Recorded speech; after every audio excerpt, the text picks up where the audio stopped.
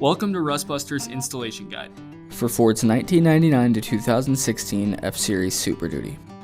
Before you begin, if you're uncomfortable performing any of the processes listed in this guide, then we strongly suggest you seek the work of a professional. Ensure you have all the tools and utilities listed and that you are following all of the manufacturer's safety precautions during use. Step 1. Disconnect your vehicle's battery. Inspect for potential fire hazards such as leaking fuel lines and engine components. Repair or remove these before starting. Finally, clear the work area of any safety hazard.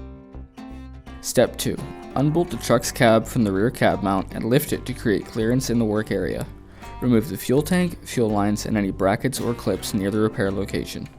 Step 3.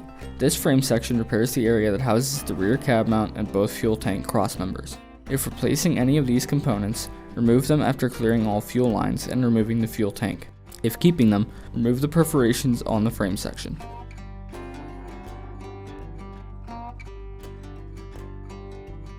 Step 4. Grind the work area clear and apply weld-through primer. Slide the frame section into place using the frame holes for alignment and seat it tight against the frame rail.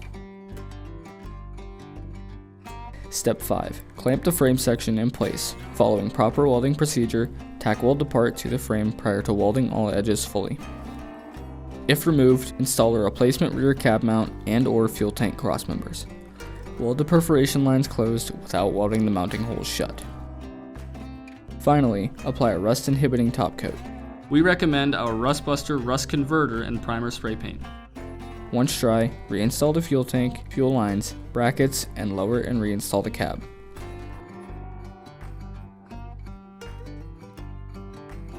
Now, get back out on the road.